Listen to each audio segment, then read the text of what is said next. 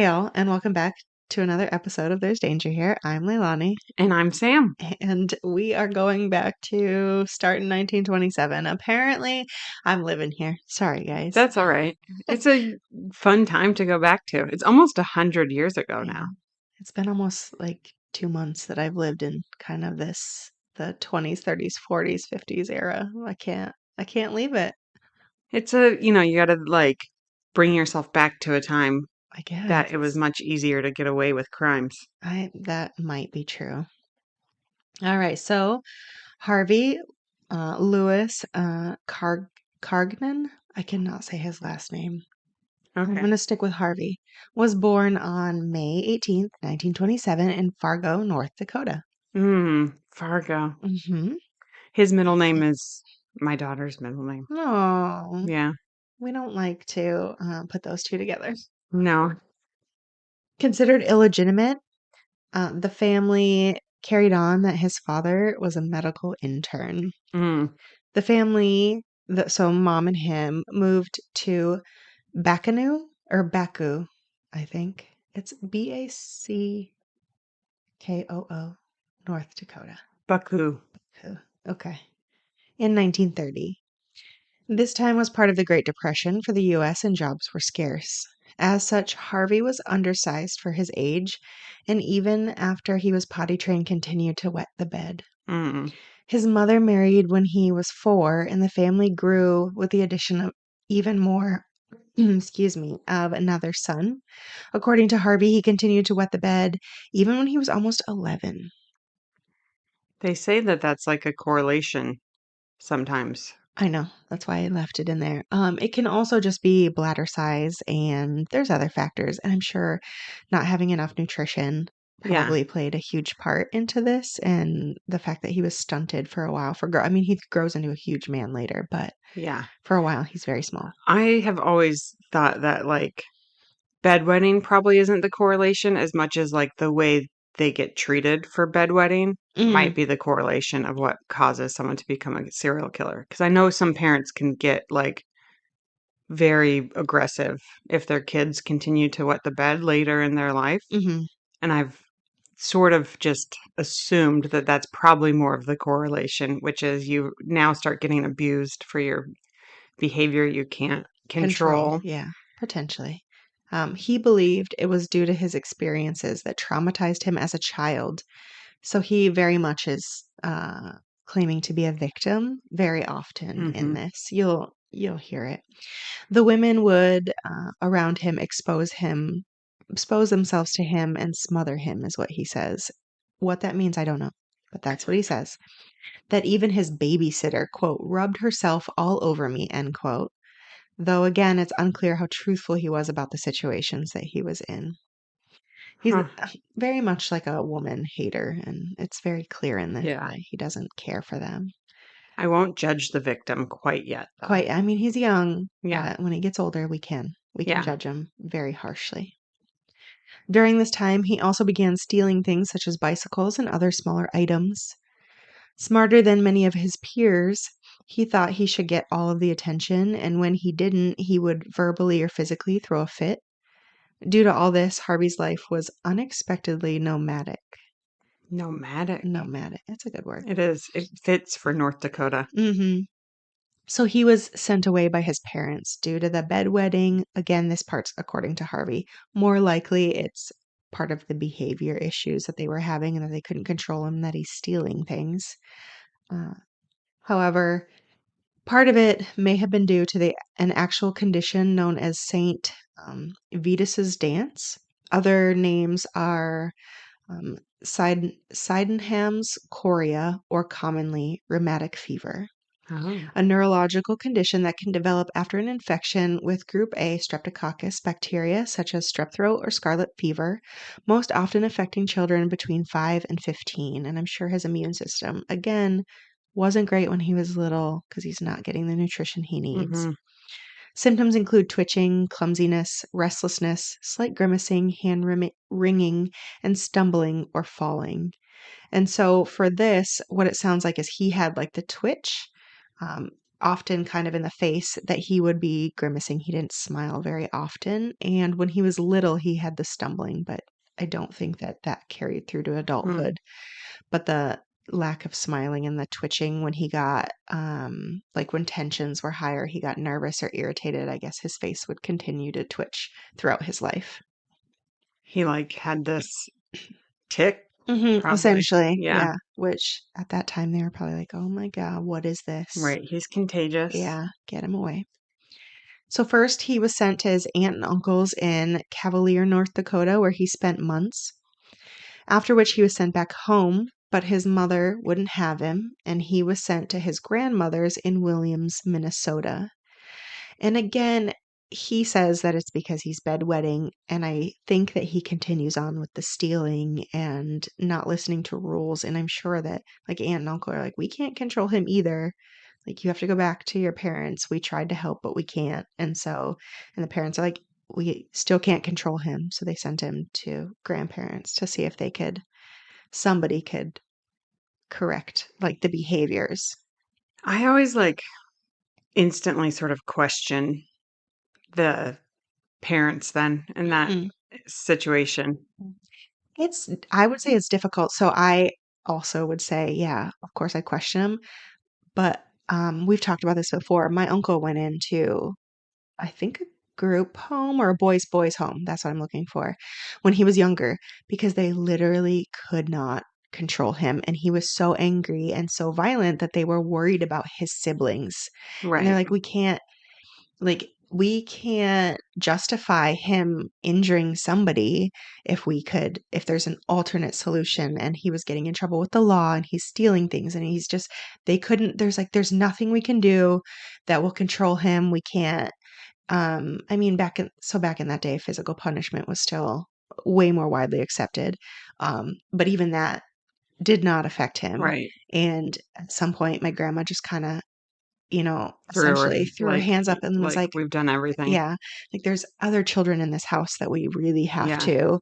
Um, and his ended up being a diagnosis of bipolar. I don't know if he had any other diagnosis that went with it in this case, Harvey's, but right, I do know that it's difficult on both sides, especially when there's multiple children in the house. Cause then you can't, if they get to that age where you can leave them together, well, how dangerous is that situation now? right. What are And you so, doing for your yeah, other kids? yeah. Right. And so it becomes a toss up. I think a big part of it is, I guess, how involved are you still, even though you've sent your kid away? Like, if you're still checking in with like Mhm. grandma and grandpa, like, how's he doing? Yeah. What's like, And we don't get that side because we only get right. the Harvey side, which is the woe is me side. So, of course, you He know, was sent away and mom lived a great life when he wasn't there. Yeah. exactly. Yeah. Yeah. But there's three sides to every story. We only just know one of them. Right. So we don't know their side or the truth Yeah. at this point, anyway. So from there, he was offloaded to his maternal aunt still in Williams, but he ran away and attempted to go home. Again, it didn't work out. After 2 months home, his mother put him in reform school in Mandan, the North Dakota training school for delinquents. So I'm guessing that there had to have been There was behavior stuff. something out. Yeah. Yeah. And he stayed there from 1939 to 1946. Oh, wow. hmm When he first arrived, he was beaten by other boys a few times until he was separated and roomed with another boy that was smaller compared to his cohort, just like he was. Because again, at this time, he was still very small. Mm-hmm. I mean, um, through a high carb diet in the school, however, Harvey grew to be 6'2" and about 190 pounds. Still, he was malnourished, Mm. even with the size of him, because he lacked protein in his diet. He was released at 18 years old, and while he no longer wet the bed, the twitch remained, particularly again under stress that I talked about earlier. After getting out of the boys' home, Harvey joined the Army. In 1948, Harvey traveled to Seattle on his way up to Fort Richardson in Anchorage, Alaska. And on July 31st, a man named John Keith, so up in Alaska, was walking home when he stumbled upon a man and a woman in a park in the grass. He thought he heard the woman call for help, but when he got close, the man stood and told John to basically get the fuck out of there. And the woman didn't say anything. So he was like, oh, maybe I just stumbled upon, Right. I interrupted. yeah, and something else. And, Uh-huh. so he just left. Like he was, like, and from the reports, he definitely sounded like super uncomfortable and felt really bad and was I just like, mean, oh my, yeah. 100%. Like, first of all, I would need all of my friends to remind me that it wasn't my fault that they were in a public place in the grass. Like, I Exactly. would need like to tell that story to people and be like, they're the ones who were getting it on out in Yeah. public. Like, Yeah. it's not you, but I would feel real bad. Yeah. Still, he had like a weird feeling about the whole Of situation because course he you was would. like, I really feel like she yelled for help. Like he didn't know what to do.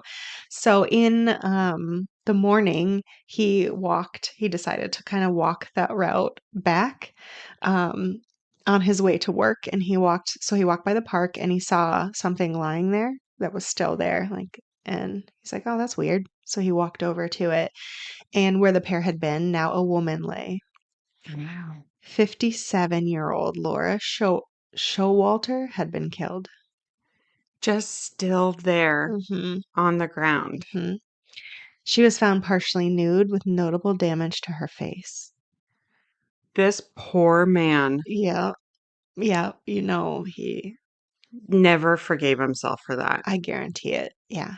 You never could you dream of that moment? Like, Mhm. And he immediately, of course, went to called the police police, yeah. and then, gave a description and was like, "This is what happened. This is why I left because I thought, oh, the poor guy." Oh my god. So autopsy revealed that she was killed in the evening before, um, so the night before, excuse me, and she had been beaten in the face enough to cause brain damage and death.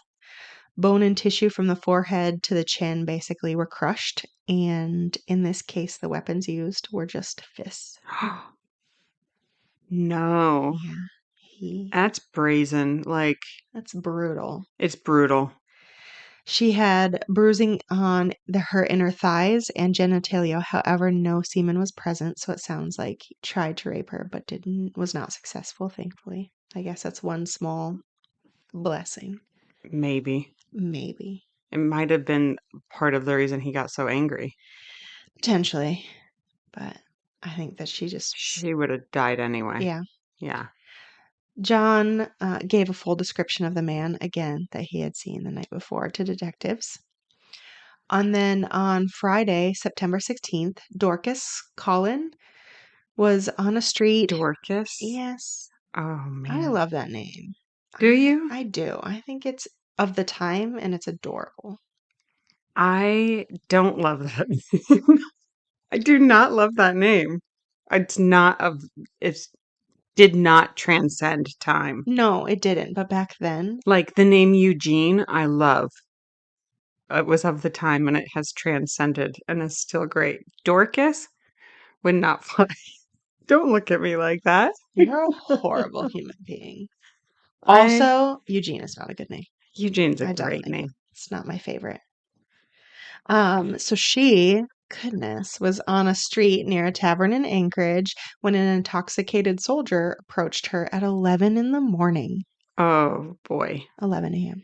I mean, okay, so he hasn't even like fought in a war either, right? So he's not like there's no PTSD involved in his He's just a trauma young either. 18-year-old idiot. Yeah, okay. He asked if he knew her, and she said no. So he grabbed her, and the two fell into a ditch beside the road. Oh my God. I mean, again, so if you remember, this is a very large man, so Uh-huh. I'm sure momentum. He attempted to rape her, but she fought and managed to get away from him, running into the tavern that they had been outside of, immediately reporting the assault to Anchorage police. At which time she too was able to give a full description of the assailant, including the fact that he had a dimple, like a big dimple on his chin. Mm, After searching the area, the now 22-year-old Harvey was brought in. After a lineup, Dorcas picked out Harvey, and Keith was brought in for the case of Laura Showalter, and he too picked out Harvey as the man he saw. As a result, Harvey was placed under arrest. He admitted to the attempted rape, but nothing in the case of Laura. Like he essentially was like, "Who's that? right. I don't know what you're Like, talking about." yeah. After the police interrogated him multiple times in an attempt to elicit a confession and failed, they came up with a new plan. On September 17, 1949, Anchorage police took Harvey to U.S. Marshal Herring. Oh. Herring brought in a priest who spoke with Harvey, and after their conversation, Harvey said he was willing to make a statement, but wanted to handwrite it. He wrote all weekend and on Monday again spoke with a priest, after which he handed over his statement. It was everything. Everything up to the point he would have met Laura that night. Ah. Harvey knew that Alaska had the death penalty, and he said, quote, "I was afraid to say more because you might not believe me. I'm afraid my neck would stretch," end quote. Oh.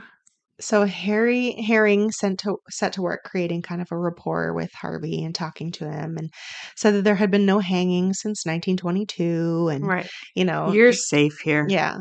The two spoke for 30 hours before Harvey finally admitted that he met Laura that night and beat her after she refused his advances. 30 hours, like, consecutively, I or don't think so. It okay, it was was over a like, couple days. good God, that would be considered a forced confession now.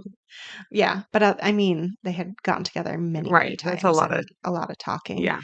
While awaiting trial, he remained in jail, and the Army, immediately discharged him. It was like, Yeah, "We want nothing to do with you, thank you." which is, like, the best thing that could have ever happened to him because World War II is, like, beating on the door of the like, right? Like, he was born in 1925, right? Yeah, World War II is, like, kicked off and yeah.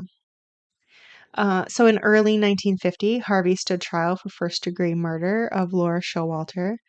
The trial was presided over by Justice George W. Folta, and shortly after his confession was presented, he was found guilty.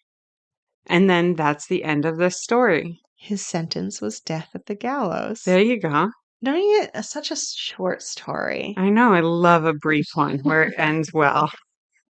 So he was sentenced to death in the territory, because again, this is only a territory of Right. Alaska. When did Alaska become a state? I don't Come on. I don't know that off the top of my head. I have literally been to Alaska once for a week, and that's it. I love the state, but I don't remember when it is. You're gonna Google it I while we're gotta talking? Google it. Yeah. I Okay. feel like I've heard other podcasts where they Google things on while they're You won't recording. be offended. It's okay. I'll keep talking. Okay. On December 8th, 1950, his appeal came up, in which it was decided that Harvey's admission was not admissible in court. What year was it? 1959. Oh, that's much later than I would have expected. Much later than I was expecting. I mean, even hearing that in 1950 they were still a territory seems so odd. It does. But I'm like, shouldn't this have all been done in the 1800s? You know what I mean? Like, I'm like, what? I We know. weren't all formed? It's But also like the greatest heist ever. I feel like Canada really we got Mount McKinley or whatever we call it now. yeah. It's got a new name now, but Mhm. Yeah. We got some good yeah, stuff. we did. I'll take Sorry. it. Continue. Okay, so we're back to Harvey's admission not being admissible in court. The reason? Harvey was in jail for the assault of Dorcas. He had never been taken before the magistrate on the murder charges. So he wasn't indicted for murder at this time. Oh.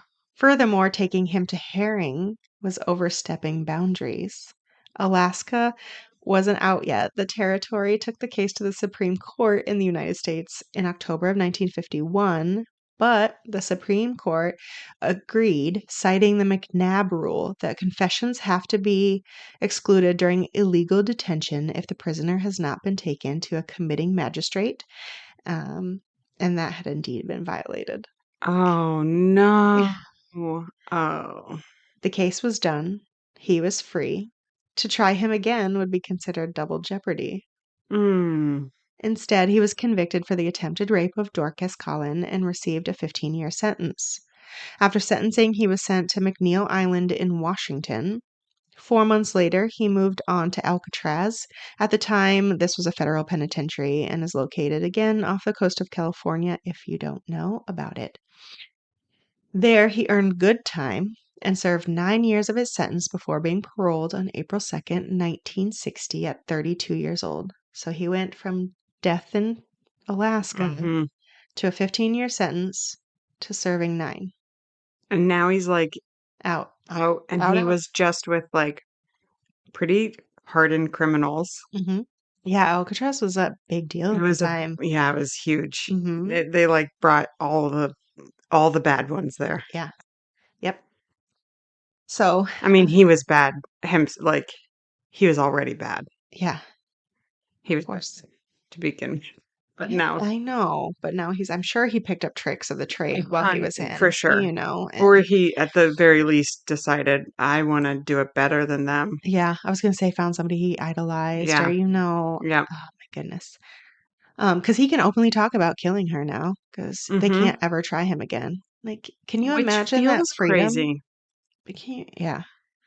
Feels like that should be, I think now there's different rules about it. So if the sentence had been vacated, it wouldn't be considered double jeopardy anymore, I don't think, because you hear about there's another case that I'm working on right now where there's a guy that was indicted for murder, found guilty, and then based on a technicality or something, um, he got a mistrial. Maybe the mistrial is part of it. And so they can try him again, and they haven't yet, but it's not considered double jeopardy. I think the rules have changed on what they consider as double jeopardy and what's not. yeah. And I know that there's like loopholes that Mhm. prosecutors use all the time. Like instead of now convicting them for murder one, we'll get them on murder two. Like they change the charge or whatever it might be, Yes which, and no. I think it would still fall under yeah, because it's the same crime. I don't know. I don't know why it was considered double jeopardy. that sucks. Again, It, rules have changed so I much that know. it's hard to find like what time they changed when they and without getting into all the legal, and that's a lot. I'm glad that rule, if it has been officially changed, has changed because that seems like such a mishandling of justice Yeah. right there. Well, Like, there is still double jeopardy. for sure. So if you're found innocent, you can't be charged Which I again. think is also fair. Yeah. You don't want the justice system to just keep knocking at your door every other day. Yeah. But in this case, I would have thought because now a mistrial, you can go again, Yeah. basically. But I don't know when that changed, Yeah. when that ruling Interesting. changed. Okay. So upon his release, he moved to Duluth, Minnesota. There, he continued to be a nuisance on society and all around just a terrible guy. He was arrested again on August 5th, 1960, for burglary and assault with intent to commit rape. God. Like he hasn't learned. No. The rape charges were dropped, however, for lack of evidence. My guess is that she didn't want to, the woman didn't want to come forward. In most states, if there's no witness, they'll drop the charges for stuff like that because they need that person to come talk. Yeah. But he was still in violation of his parole and sentenced to 2,086 days at Leavenworth, Kansas, a federal prison, along with a suspended 2.5-year sentence in Minnesota State Penitentiary in Stillwater. So that's like 6 years? Did I do that math right? About that. Okay. However, he paroled in Leavenworth in 1964, and he moved to be near his mother and stepfather and a half brother in Seattle, Washington, registering in the state as a parolee on March 2nd, 1964. It's interesting, like that they're in Seattle now, That the right? family moved out there, Yeah. yeah.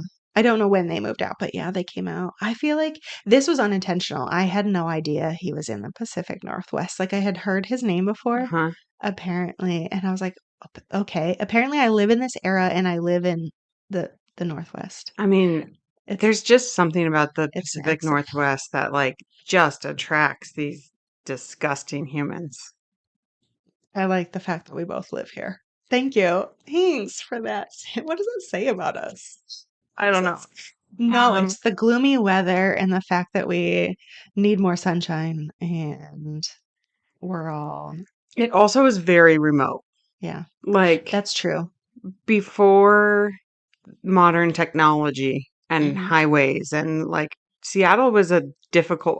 Only know about this because I remember grunge in the 90s. Hmm. Like I've watched so many like documentaries and read books and listened and they like everyone Nirvana and Foo Fighters and all of these bands that like Puddle of Mud and whatnot, like they all said like Seattle was like this isolated area that wasn't like touched by anything. Like you had to really go out of your way to get to Seattle. Hmm. back in the 90s, so good bands didn't come up and play tours in Seattle, so Seattle had to, like, create their own music scene, Mhm. and so I think that has a lot to do with it, too. It used to be an incredibly isolated Yeah. area of the United States. Which feels crazy because it's right there on the water, and I don't know. But it was, like, the end of the road. I guess so. Like, if you're thinking, like, you got your good music starting in New York or wherever, like, they're taking their tours around the country and, like, do they really wanna drive all the way up to Seattle to then the next closest good place to go would Yeah, be down in California? Like, they would that's just fair. usually cut that corner Yeah, of I the guess that's United fair. States off, yeah. But still, that doesn't account for all the murders that we have over here. I Yeah. mean, I know that they're all over, but goddamn, we have some pretty heavy serial killers on this It coast. would be interesting to see, like, a statistic. Oh, I'm we sure should. that there are I some bet out you there. that there are. Yeah, We're gonna have to look at it at yeah. some point and I let it. won't Google that right now. Yeah, that's too much. That would be like a It's rabbit hole of a Googling. legit Yeah. research, Yeah. hole that I'd have to go into. hmm By November 22nd, 1964, he was arrested again for another burglary. And rape? Nope, Or just just burglary this okay. time. And on April 20th, 1965, he was sentenced to 15 years in Walla Walla State Penitentiary. Ooh, The years has to do more with the fact that he's a parolee, I think. right. So that's why he gets the heavier sentence. Walla Walla is the last prison in Washington State to have ever hung anyone. Is it? Mhm. Oh, I didn't know that. I know that it's not a penitentiary that people want to go to. No. I know that it's pretty hard in itself. It's one of the, Yeah. but yeah, I'm sure he learned a lot of things that we helped him later on. Yeah, for sure. hmm During this time, he finally obtained a high school diploma. Wow. I know. My God. I mean, when did he have time to? He's just been in prison. All of the time he's been in prison, I he's had guess you're time. right. All of the time. You're right. You're right. He's had like Many he could years. have had like 10 high school diplomas by now, at Exactly. least. Then he moved on to college classes, taking sociology and psychology classes, Oh, that's not good. after which he studied journalism. After more good time was received, he was released 4 years after 4 years and went back to Seattle at age 41. Wow. I know this good time is really pissing me I off know. in this case, in his case, okay, because he's a terrible human being and he does a lot of stuff. Yeah. Not a good person. He met Sheila Moran at this time, a single mother, and the two dated and then married in 1969. But Harvey didn't know how to be a husband. He was gone all the time, or he hung out with other ex convicts that he met while doing his numerous stints. And when I say gone all the time, he loved to drive. That becomes like a theme where Huh. he'll just be like, "Yep, I just needed to get out and drive." And he owns multiple cars and he's always on the road. And his wife's like, "Where the fuck are you? Why are you not home?" And he's like, "I just needed to drive." Just cruising. All the time driving, all the time, or hanging out with other depraved human beings. He was finding spots to bury the bodies. Potentially. Potentially. We don't know what he was doing. Um, so he'd take her car at any given time. And again, she asked why he was gone so often. He reportedly stated, quote, "I just had to get out and think," end quote. At one point, Harvey took her to Vancouver, British Columbia, where they picked up an uncle of his. And when the trio returned home, out of the blue, Harvey beat his uncle. What? Like, just in a rage, just started beating him. Um, Wow. But when Sheila stated that she was calling the police, her uncle basically stopped her, or the uncle, not her uncle, his uncle, and was just like, "No, I'll deny it." Whoa. So there's some dynamics there. For sure. No surprise, but Harvey returned to Walla Walla for burglary within a year. Oh, God. In and out of prison from that point, and the marriage crumbled. And then Harvey said one night he saw God, and God told him to kill Sheila. Oh, no. The family was out. I think they were out at like a swimming pool because Sheila had two children, I think, one or two. And so they were all out like at a public pool. And he found a hammer and hid behind the furnace in their basement. Um, and their family like didn't come home because Sheila got some bad vibes from Harvey at this point. I think what had actually happened, I saw in a couple sources, is they got into a fight, and that's why she left and was like taking the kids out. They went to Uh-huh. the pool. They stayed like out through the night. They did not come home. Because she's like, his eyes changed. He was freaking me out. Something was happening. Didn't want to be there. Yeah. And I mean, she definitely, She knew. yeah, Like he's not there. yeah. He's not home anymore. And that woman had an angel with her to, Yeah. like, don't come home. Do not come home. I mean, there's like a vibe that like some people can put off when they Mhm. get into that state of mind. And Mhm. it's like you just know like the person I Yeah. know isn't in this room with Yeah. me right I now. think later on when she talks about it, she says that his eyes looked dead. Yeah. Like they just like flipped, and she's like, there was nothing behind the eyes at that point, and I knew, like, time to go. Uh-huh. So the family again, they stayed out all night. So when they did return, again, he's hiding behind this furnace the entire night Night. and into the morning, just there waiting, which in itself is frightening. It is. And you would think that like as time lapse, like that mindset that he snapped into would like start to like fade. No, instead, I feel like he got more obsessive about it. Oh, And he's like that's antsy and ready, and yeah. just like all the energy is not going anywhere. That's a different level of like there is something going on mentally. hmm So when they did finally come home, it wasn't Sheila that walked down the stairs. It was Sheila's daughter. At which point Harvey stated that he basically gave up, and he went and packed his things and left. Oh, good. I was I like, saw you getting no, nervous. no. I saw the face you Yeah. made. Yeah, no, he left, and Sheila was done at that point. And so I think when he does come back to the house, Sheila's gone, and she goes and she doesn't just leave him, like divorce him. She goes into hiding for the rest of her life. Wow. Like she was afraid. At one point, later on down the road, we'll talk about it, but there's police that come to talk to her, and she literally is like, he cannot know where I am. Whoa. hmm So he really Scared her. scared her. hmm Yeah. And then in 1972, at 44, he met another divorced woman and mother of two, Alice Johnson, at the Meet Me There Tavern. Oh That's the my name. God. I kind of love the I name of that tavern. sort of do too.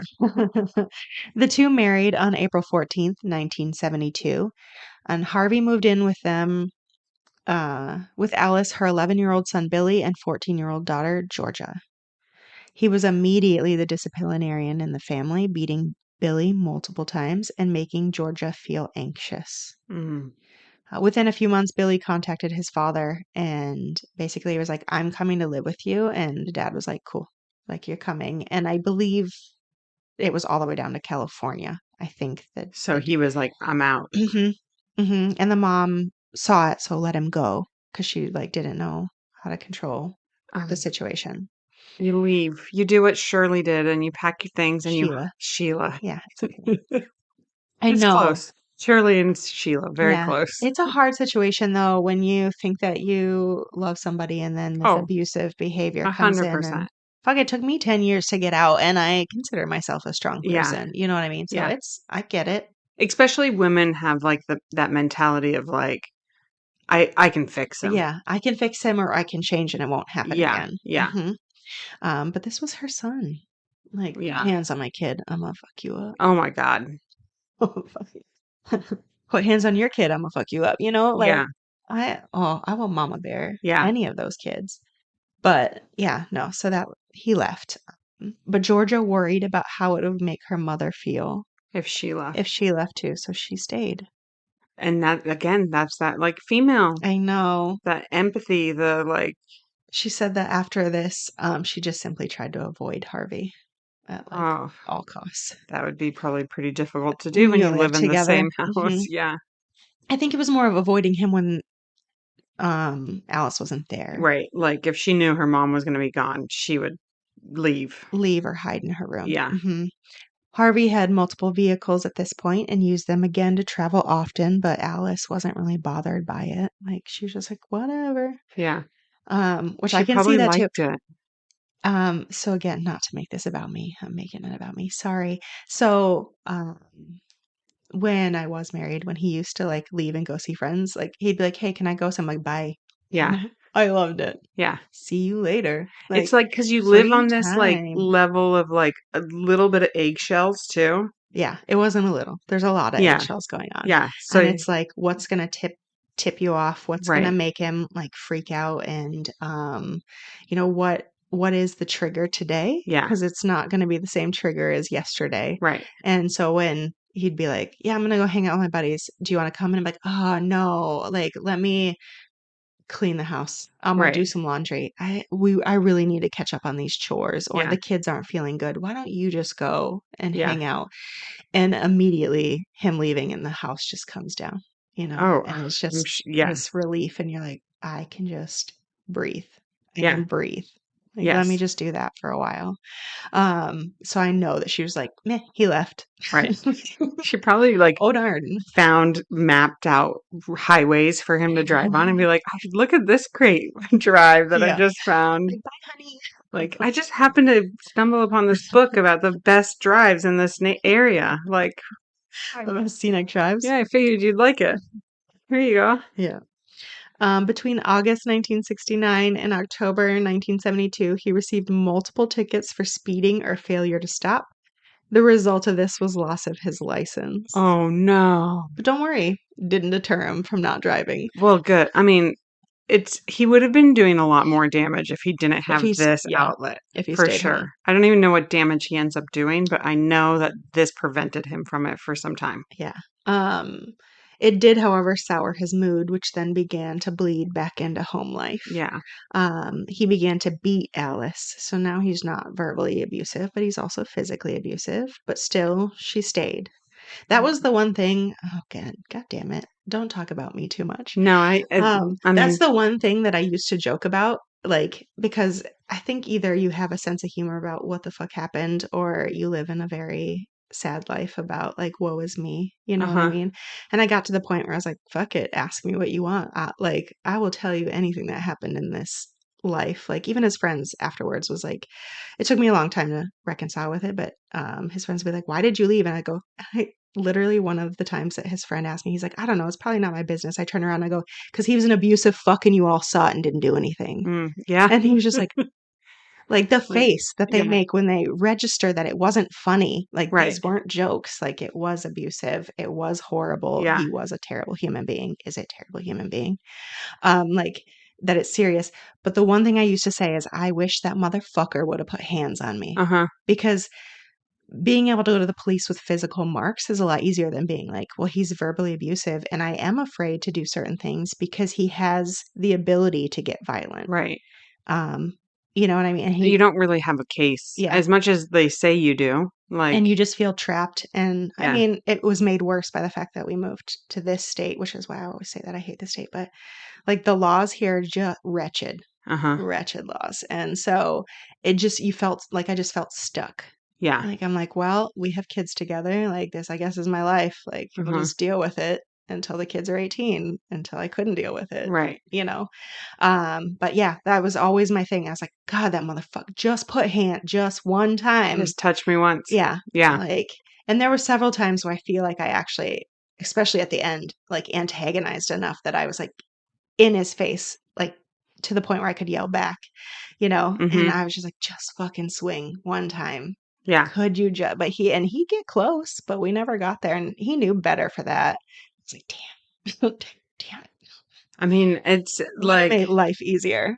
it definitely change like makes a person put up or shut up Mm-hmm. in that environment, in that situation. I can speak from experience as well. Mm-hmm.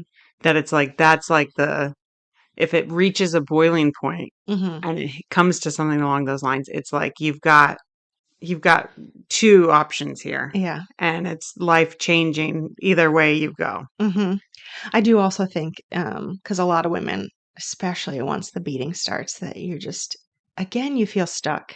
And now you're like, well, if I try to leave and he's already doing this, what is going to happen next? Because there's statistics that prove that when women leave, that is the most dangerous Oh yeah. time. And that's the most often, like, that's when women end up getting killed Yeah.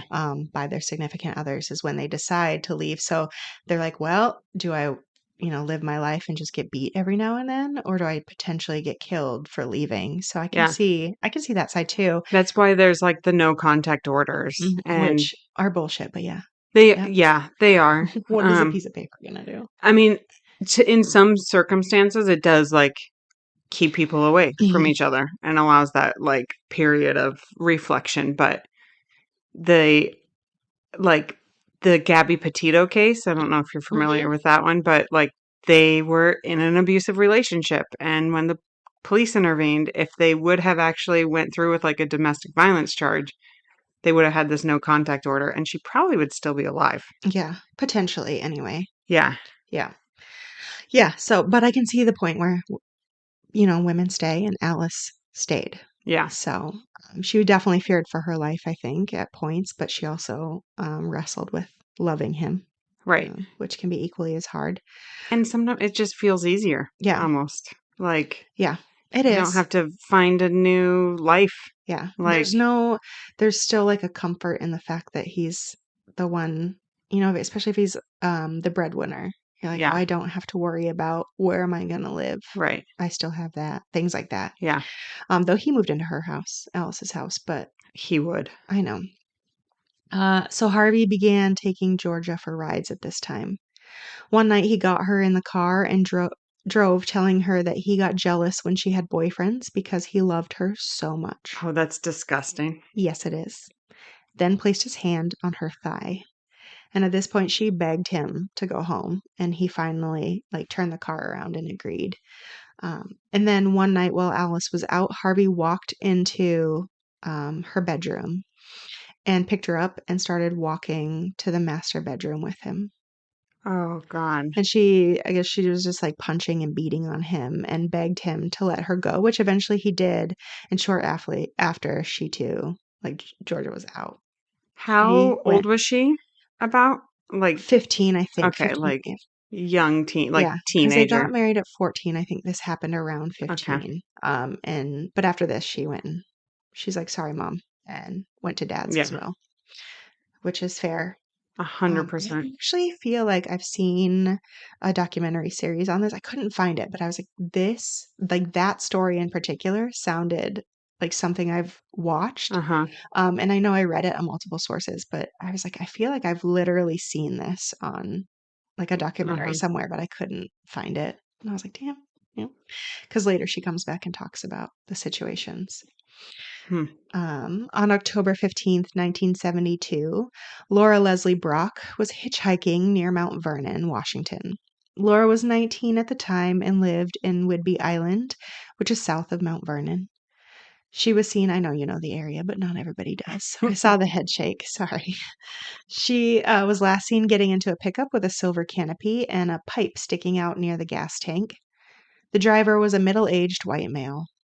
She was found off an old logging road on Whidbey Island, nude except for her stockings. Oh, She was beaten to death. The entire left side of her head was crushed in. oh no. She still had a few strands of a gray brown hair in one of her hands, indicating she fought back. Around the same time, Harvey received a ticket near Mount Vernon, but he wasn't considered a suspect at the time, and so Laura's case goes cold. Mm. Harvey isn't put on anyone's radar until he finds his next victim. On May 1st, 1973, 15-year-old Kathy Miller was looking at a help wanted section of the ads looking for a job for one of her male friends. 15. 15. And there's sources say either it was a boyfriend or a friend. So I'm going to say friend because I'm That's not sure. But yeah. anyway, and some guy that she Yeah. knew that she cared about. How's that? As a 15-year-old, almost every man in your life is there's like Mhm. always a little potential. Like, Maybe, do I yeah. like him? Maybe. I don't know.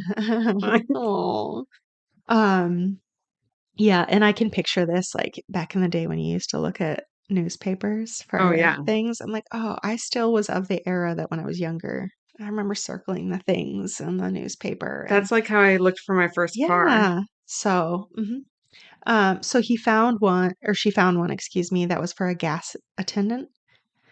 She circled it and called in the morning, and after a series of questions, actually informed her mom that the man had interviewed her on the phone and was going to pick her up at a Sears after school to go to the gas station to fill out an application for herself. Mm. Like, he was like, oh, like we sometimes girls can do this job too. Like, I'll come get you and we can fill it out. But Kathy's mother, Mary, didn't like the way it sounded and told Kathy not to go. She recalled reading about how a young woman named Laura had vanished while hitchhiking from Mount Vernon, and her body had been discovered later. Oh, So wow. she literally remembered this Yeah. case. After several conversations, Kathy agreed. Still, Mary found it odd and was like bothered all day, especially the fact that the gas station name wasn't included and the phone number was actually an LA prefix, not a Washington number. Oh, that's really weird. And so she called the police and kind of told them about it and was like, I know this sounds crazy, but this just seems weird. This is And like a pre-scam. Like, Mhm. this is like before the gift card scams Yeah. that you're getting phone calls for. Like, this is crazy because he Mhm. didn't work at a gas station, right? He just, or maybe he did, but if he's making that up and putting it in classifieds, it's absolutely asinine. He owned the gas station, Oh, okay. but he didn't put the Name of it name or, of it or where it was. right. So the police told Mary that it did sound weird and not to let, her daughter go. And Mary got off work, and when she got home, Kathy wasn't there. Though she wasn't initially concerned, as she had also had an appointment. So she had been looking for jobs for herself, Mm-hmm. and she had an appointment for a different job as an aide at the Columbia Lutheran Home. Like, she was gonna be like a nurse's aide type Oh, situation. okay. Yeah. And so she's like, oh, she probably just went to that because we had agreed upon that already. But 6 p.m. rolled in and Mary was worried. By 6:30, she was looking at the newspaper with the ad in it. Unfortunately, Kathy had torn the ad out. Ah, So she sent her son, Mary's son, to grab the neighbor's paper. She's like, oh, we're not doing this. And so she found the ad and she called, and a man answered, and they talked. And he said that Kathy had an appointment to come in at 2:45 but never showed. So Mary was like, okay, and then started calling Kathy's other school friends to see if they saw her. And she also called that friend, her boyfriend, Mark, but he was out at the time. By 8 p.m., Mary called 911. oh my God. And the police arrived at her home by 9 p.m. And, she kind of gave the statement of what happened, what was going on, that her daughter didn't come home. And at 10 p.m., she was back on the phone. Again, she tried Mark, and he was finally home. And he told her that Kathy was going to apply for a job with some man that was gonna pick her up at Sears at 2:30 for the gas station, like, Mm. attendant job. Mm-hmm. So she had decided she was gonna do it. Mark said he was gonna wait with her, but he had a paper route and he had to get it started. And so he felt really bad. Like, he had talked to her at the stop and was like, "Oh, I'm like, I'd stay here with you, Right. but I gotta go. yeah, I Yeah. gotta work." And You stole this job from me, so no, no, I know. no. He sounded lovely. He Yeah. sounded like he really regretted I not mean, staying. he had a paper route. Yeah, That's adorable. I know. So she called 911 and updated them on what was kind of going on. And their response, of course, at this time, Give it 24 hours. wait until 7:45 in the morning when the juvenile detectives came in. Mm-hmm. Because let's wait while somebody's missing. That's Right. always the best response. Yeah. I've heard that over and over again. Or the 24 hours, or Mm-hmm. they're probably a runaway. She's like, Right. she was going for a job interview, but she wasn't going to just run away. Right. Like, Right. what are you talking about? So she called the Wallingford precinct and asked for the police to come to her house, giving them updated information, but nothing came throughout the night. So sounds like these police did kind of look into little things, but it wasn't, I mean, they weren't pushing anything at this time. So at 7:45 in the morning, Mary called the juvenile detectives unit, getting in touch with Marilyn McLaughlin, and Marilyn tracked down the business and business owner, A1 Harvey Carignan. Mm. So we have Harvey's name. The detective went to the station, but the attendants on duty reported they had not seen Kathy the day before, that Harvey was not at the station, and he had not shown up that morning.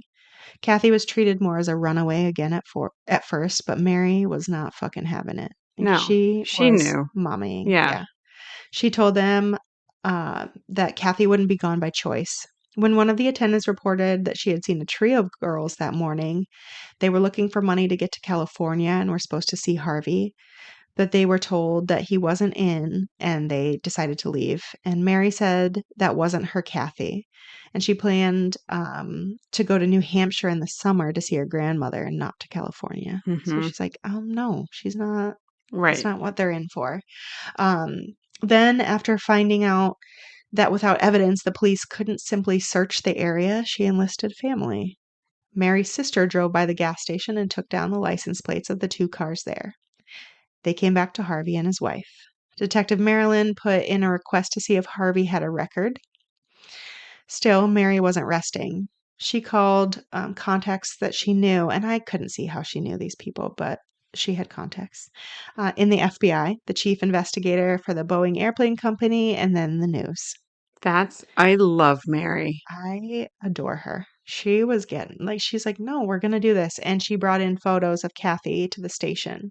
I love her. I was thinking like the moment the police were like, call at 7:45 in the morning, my next course of action would have been to like get on the phone with every private investigator that I could find a number to and be like, you need to pick this case up now. Like, Yeah. I'll pay you whatever it like takes. But Yeah. she basically was like, screw it. I will be the private investigator. Yeah. And I love that she's, I mean, going for it. I feel like I probably would be doing the same thing. Like if my kids went missing, I would call everybody I knew and been like, this is what happened. This is a situation. We need to fucking find her. 100%. Yeah. Meanwhile, on May 3rd, Harvey came home to his wife Alice after being gone throughout the entirety of the 2nd. Again, that's the day that she went Hmm. missing. Harvey told Alice to wash and have the car detailed, especially the inside of it. And while Alice did take the car to be washed, she thought it was dumb to detail the interior because it looked fine. So she took it home and vacuumed it out with their own Well, home vacuum. it's not a great detail. No, but she She's did not tell him. basically collecting evidence in her vacuum. Well, she doesn't know at the time. Oh, And I she's like, know. why the fuck am I getting this detailed? It looks pristine. Right. It looks great. Like, I'll vacuum out the inside, I Yeah. guess, and say it was done, which is Yeah. what she did. On May 4th, Kathy Miller had been missing for almost 2 full days when Mary got a phone call from the homicide unit. The juvenile detective unit suspected foul play by this point, and so the case was transferred. Billy Bauman and Dwayne Homan were assigned to Kathy's case.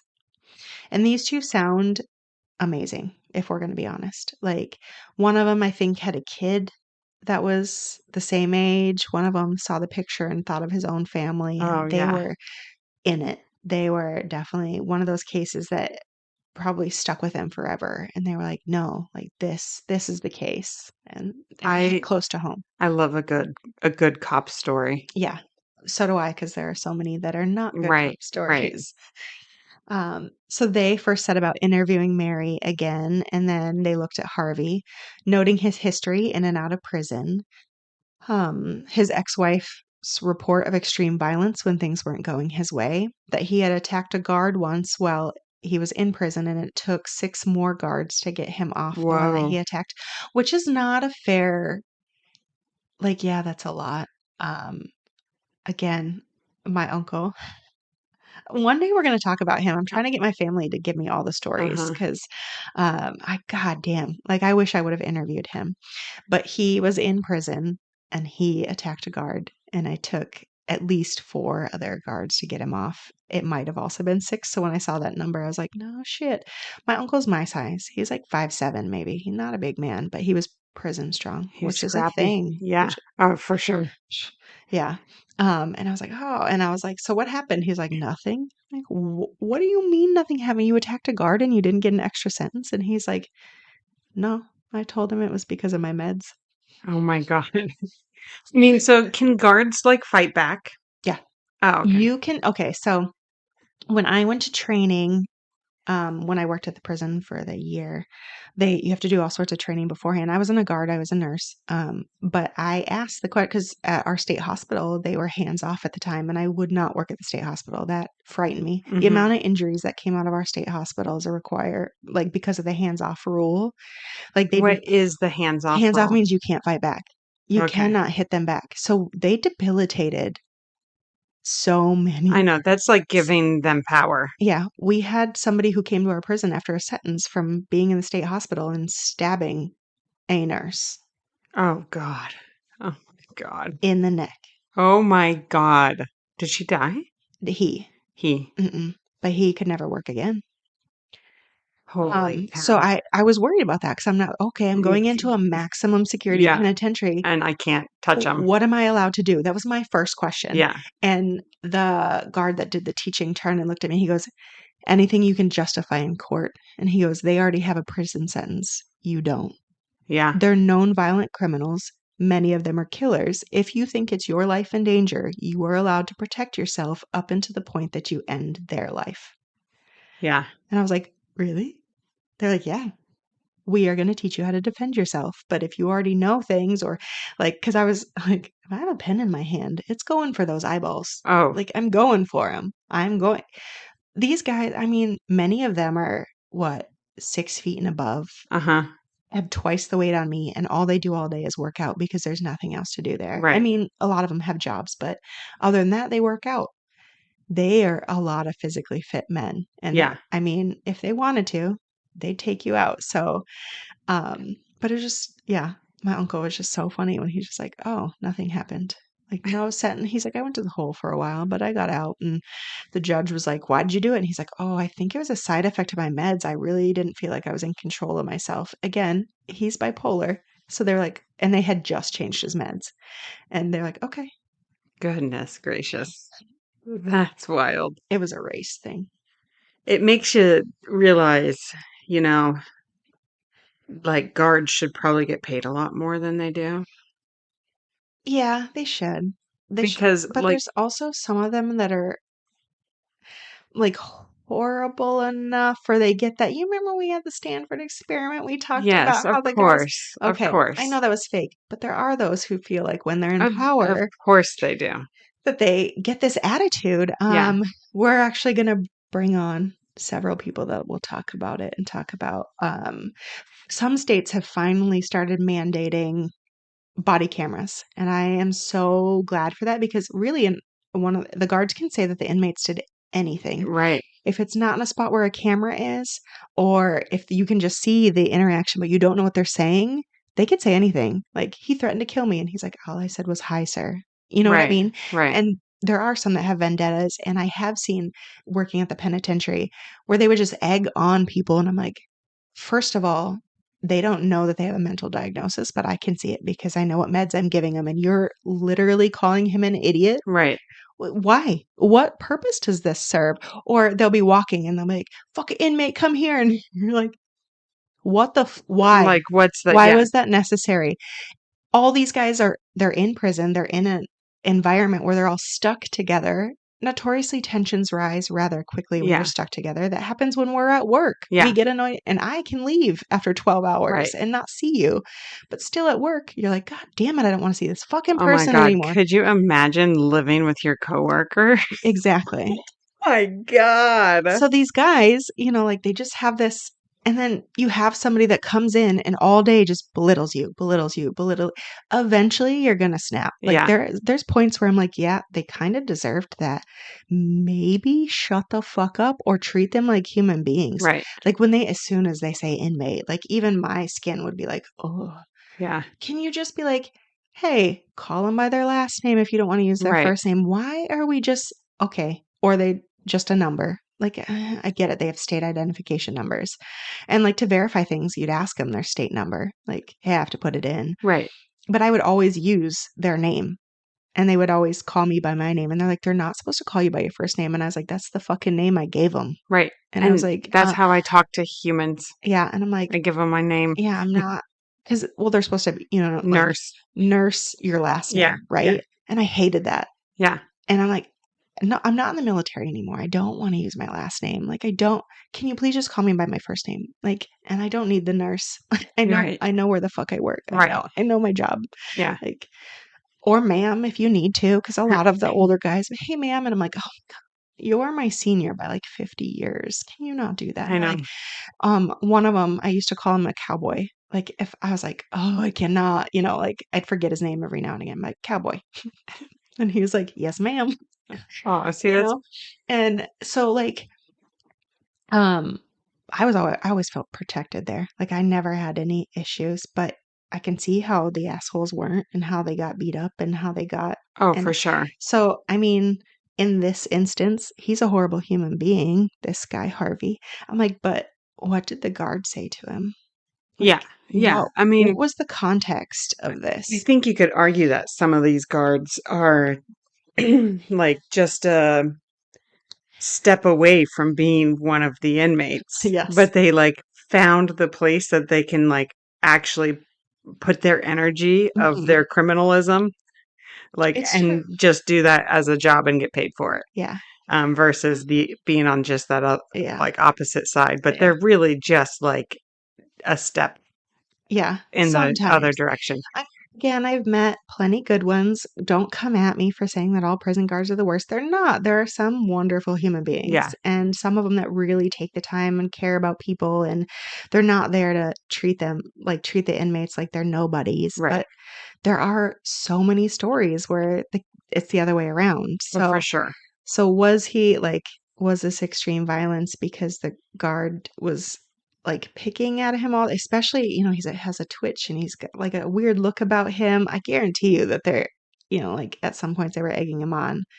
But in any case, 6 guards, take him off. Yeah, he's got that like psychotic energy. Hmm. But since his last stint in Walla Walla in 1972, he had gone from parole to inactive parole.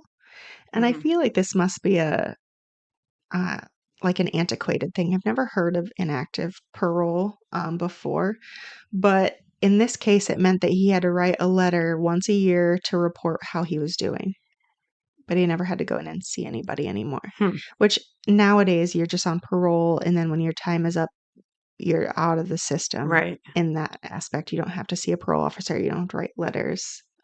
So it's definitely an antiquated thing, but it's kind of interesting. Um, they also canvassed the gas station and the home of Harvey and then the area where Kathy was last seen.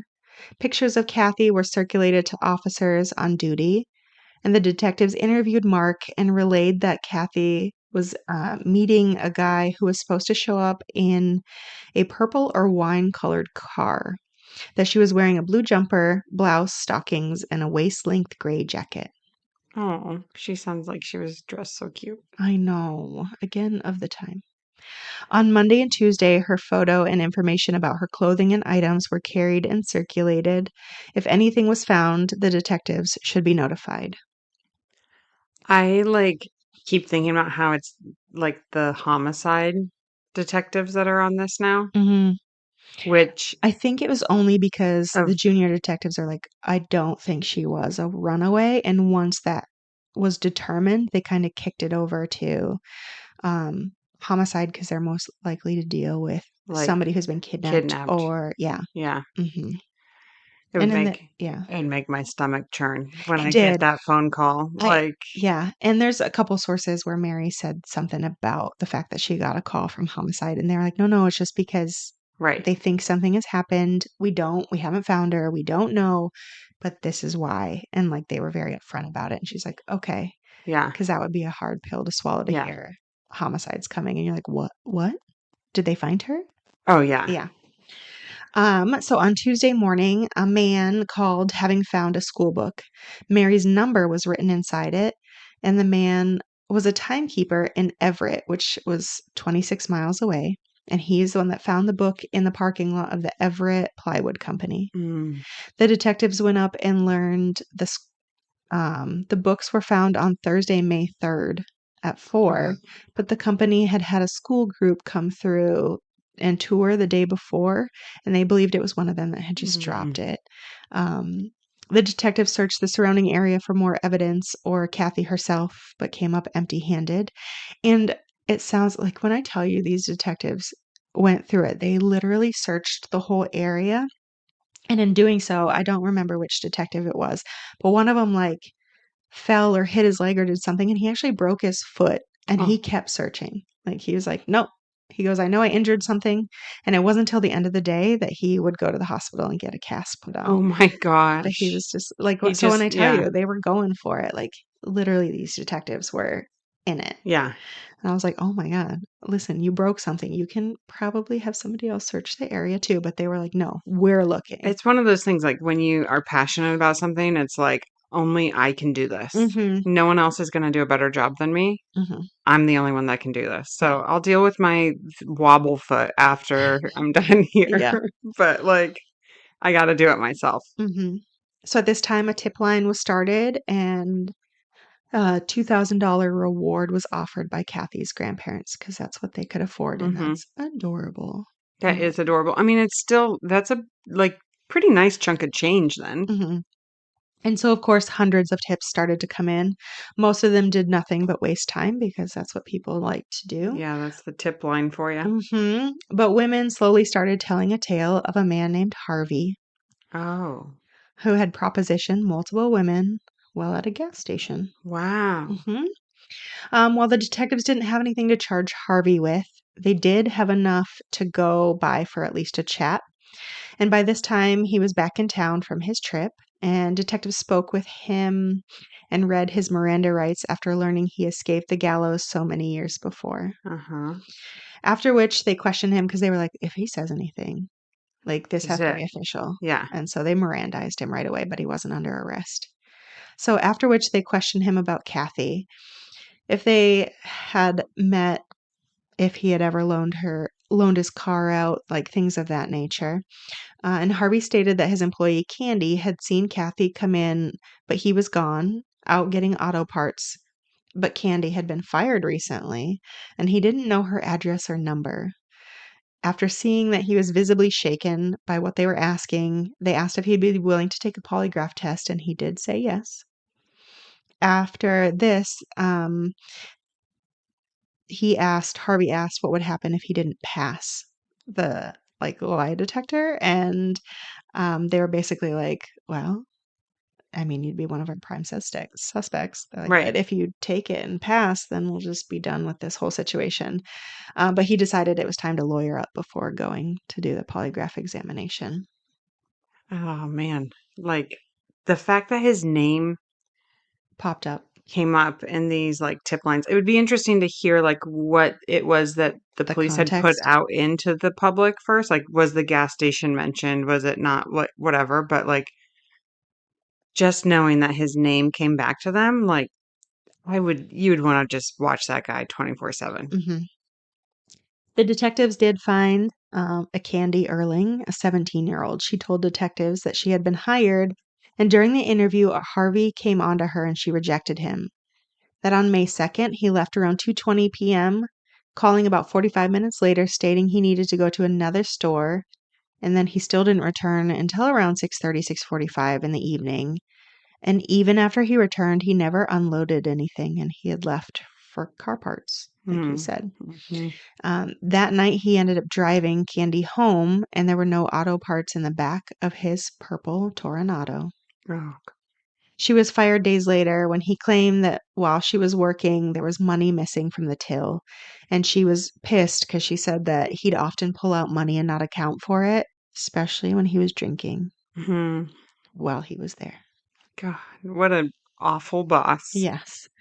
The next stop was the Texaco station across the street, where the owner had stated that Harvey had been seen on May 3rd at 7 a.m. getting out of his Toronado. Um, he stated that Harvey looked drunk as if he had slept in his car all night. He had like a blanket like wrapped around him and around his shoulders, and he walked over to the owner of the Texaco station and asked if he could fix his pickup truck that wasn't working at the time. What a loser. Yeah. And again, his wife says that he didn't come home until the next morning, so Right. he was out all night. The detectives had Harvey tailed There you go.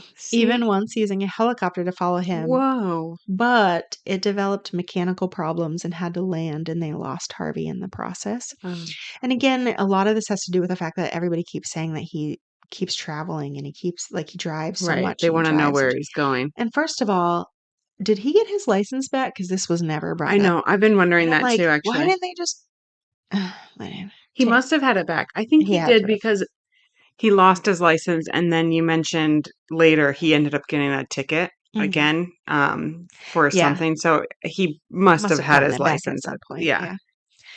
Yeah. Time continued on and no word. On May 23rd, Mary went to the news at the behest of the detectives once again. This time she made an announcement alongside Mark. Again, that was the boy. Hmm. In addition, the detectives brought out a blurred photo of Harvey taken by a surveillance camera and named him as a suspect, or named the blurred photo. They didn't say his name. Mm. They're like, anybody seen this guy? He's a suspect. Mm. Um, Things at Harvey's house were unraveling. Alice's family had seen the news and were concerned that Harvey had hurt or killed Kathy. They wanted answers, and they wanted Alice to be safe. Yeah. One night, Alice's brother just came over, like uninvited, unannounced, and bluntly asked Harvey if he killed the girl. Harvey answered with a strong fist to the face. I would think that would have ended poorly. Yes. Uh, After watching the second news reports about Kathy and his blurred photo, he brought Alice and the pair went to the police station. There, he loudly announced his lawyer advised him not to take the polygraph, and so he would not. That the police were harassing him because of his record, and since Alice stepped into the station, the detectives took that opportunity to talk with her alone. I am shocked she didn't leave at that point. Yeah, me too. Like, that is to me like, sure, you get mentally and like emotionally abused, you get physically abused. You can argue that you put up with it because you don't want to lose your house or whatever it is, like your safety net, your comfort, and all this stuff. But then the person who's been abusing you is now their face is showing up on the evening news as a suspect for murder of a teenage girl. Peace. Like, that has to be the breaking point. But if he's murdering somebody else and you try to leave, wouldn't he just murder you too? Um, Potentially, but I would, That would be like, a reason I to guess that would stay. be the reason why. Yeah. Yeah. Well, she didn't give up much. She did say since that time, Harvey wanted her to be around him all the time. Mm. Like he was not letting her leave his sight. That she was worried, and within days, Alice finally found the courage to leave Harvey. Oh, there we go. Oh my God. Way to go, Alice. She and her mother went into hiding, but she had left quickly and none of her clothes were with her, so she phoned the detectives and notified them that she had left and was scared to go back to get her items, asking the detectives to come with her. They obliged, and while in the house, passed by the vacuum.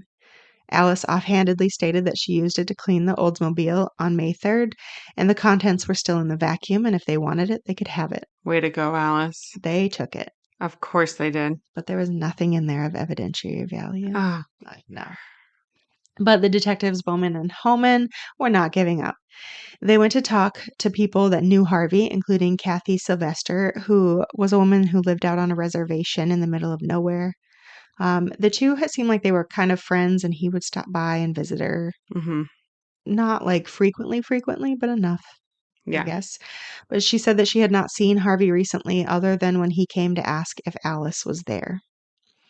On June 2nd, Mary reported that she felt this odd calmness or acceptance that Kathy wasn't coming home. Oh, Not alive, anyway. Something she had not wanted to admit to herself. yeah. June 2nd, you said? Yeah. So a month hmm after she had gone missing. hmm They're going to find her that day. And that's the end of part one. What? No. Yeah. So after this, we will continue on with what happens. But that's it for now. I mean, I'm hopeful. I'm going to leave like this on I'm hopeful that since they're so onto him, he's not going to become the serial killer. Like he killed that first lady in Alaska, and then this is going to be his last. Yeah, That's my hope. that's a good hope. Okay. I'm like Okay. holding on to that. But then at the same time, I'm frequently let down by our justice system, and he's always good when he goes to prison. So then they let Keeps getting him. this good time. Yeah. Mhm. But I think I'm inclined to think that Mary is sort of a well-to-do woman, Mm. just based on like you don't have. I don't think she's Mary's I mean, not she's well-to-do, but like she's. If you have connections at the FBI, yeah, you're I think she's just middle class. right, but you're connected. Yeah, You've got like you're middle class, but you've kept your life has been like you've aligned yourself in the right place to have people care about your well-being. potentially. That's the way I feel like because the news picking up the story and like the billet, like the energy and the oomph behind her, Yeah, she drove it. But then also there's like, I feel like there's a lot of moms who will like yell, "My kid's been missing," and no one cares. yeah, So I'm like, just, I yeah. don't know. Okay, well, that's it for now. We'll find out soon. So to all those out there listening, be careful. It's a dangerous world we live in.